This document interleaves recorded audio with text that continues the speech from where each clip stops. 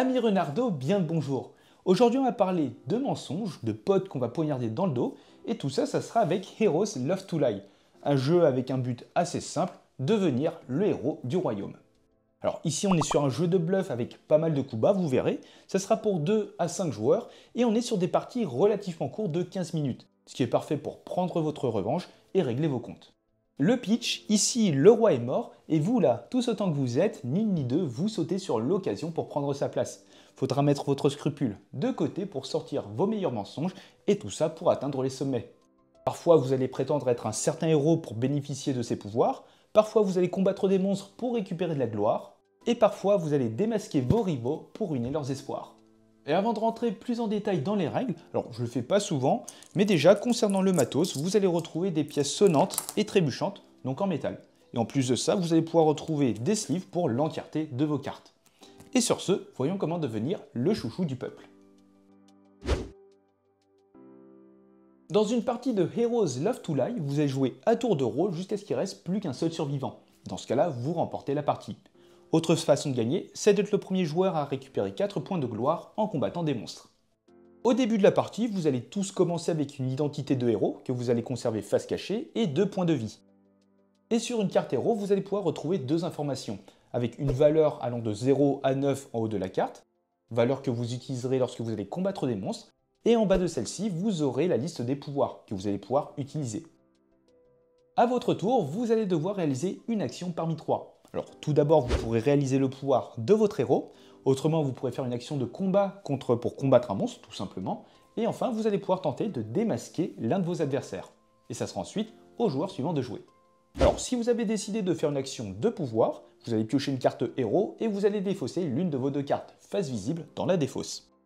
Vous allez ensuite annoncer au reste des joueurs le héros que vous prétendez être et vous allez annoncer le ou les pouvoirs que vous souhaitez utiliser, mais sans cibler de joueurs. Et vous pourrez dire la vérité ou pas.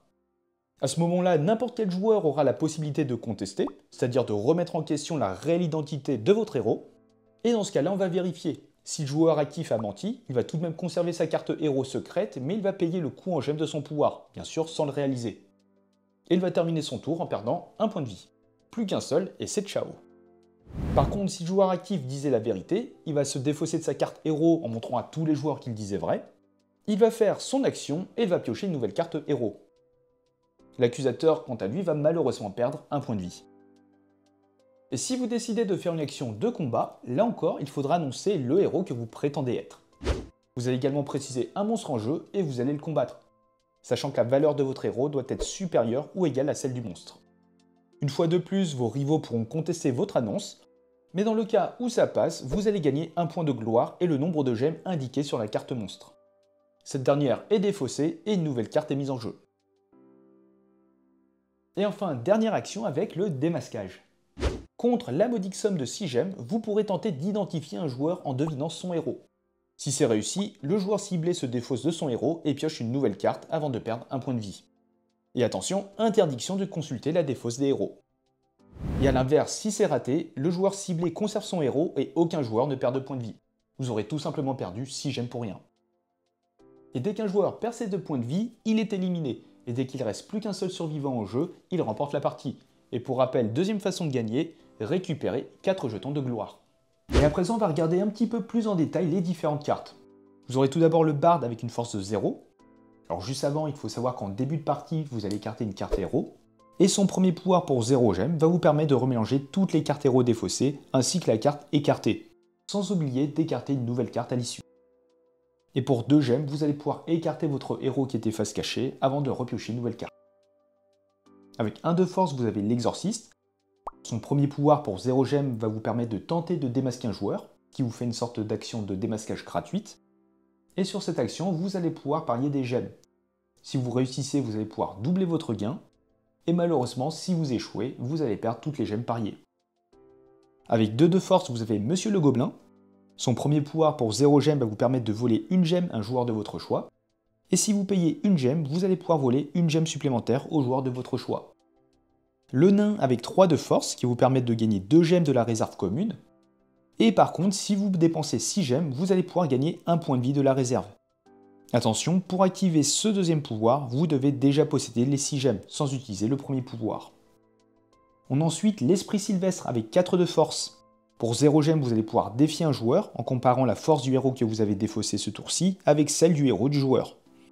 Le joueur défié, sans révéler sa carte bien sûr et sans mentir, va annoncer si sa force est inférieure ou supérieure. Si la force du héros défié est strictement inférieure à celle du héros défaussé, ce joueur va perdre un point de vie, et au contraire, c'est le joueur actif qui va perdre un point de vie. Et deuxième pouvoir pour 2 gemmes, vous allez ajouter +1 de force au héros défaussé, au moment où vous allez défier un joueur. Vous avez le troll avec une force de 5. Pour 0 gemme, vous allez pouvoir défausser une carte monstre en jeu, piocher une nouvelle carte monstre et la placer face visible. Et pour 1 gemme, vous allez pouvoir combattre un monstre. Attention, le troll a tout de même une force de 5, vous ne pourrez donc combattre que le squelette, qui a également une force de 5. Vous allez ainsi gagner un jeton de gloire et une gemme. Et la carte squelette est ensuite défaussée et remplacée par une nouvelle carte. Et par contre, si aucun squelette n'est présent, vous devez tout de même payer une gemme, mais sans combattre. On continue avec l'elfe, avec une valeur de 6. Son premier pouvoir, gratuitement, va vous permettre d'échanger vos gemmes avec celles du joueur de votre choix. Par contre, vous devez avoir au moins une gemme pour activer cette capacité. Et deuxième pouvoir, toujours gratuite, vous allez pouvoir payer 2 jetons de gloire et récupérer un point de vie de la réserve commune. Par contre, si vous mentez sur votre identité et que vous êtes contesté, vous risquez de perdre vos 2 jetons de gloire.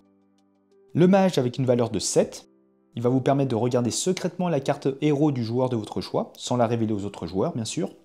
Et pour 3 gemmes, vous allez pouvoir faire perdre un jeton de gloire à un joueur. Vous avez ensuite le géant avec une force de 8 et qui a une capacité assez spéciale. Et grâce à cette compétence passive, vous ne pouvez pas perdre de gemmes, ce qui va vous protéger de l'elfe et du gobelin. Donc si vous êtes la cible d'un vol ou d'un échange de gemmes, vous pouvez annoncer être le géant pour annuler ce pouvoir. Par contre, cette annonce peut être contestée, comme d'habitude. Et pour 6 gemmes, vous allez pouvoir retirer un point de vie au joueur de votre choix. Et enfin, le plus puissant de tous, le chevalier avec une force de 9. Lui aussi, il a une capacité passive, et après que le joueur actif a combattu un monstre et récupéré son butin, vous allez pouvoir annoncer être le chevalier pour copier les gemmes gagnées.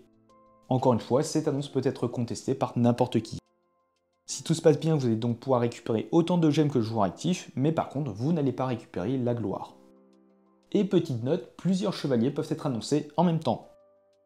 Et enfin, pour 5 gemmes, vous allez pouvoir voler un jeton de gloire au joueur de votre choix.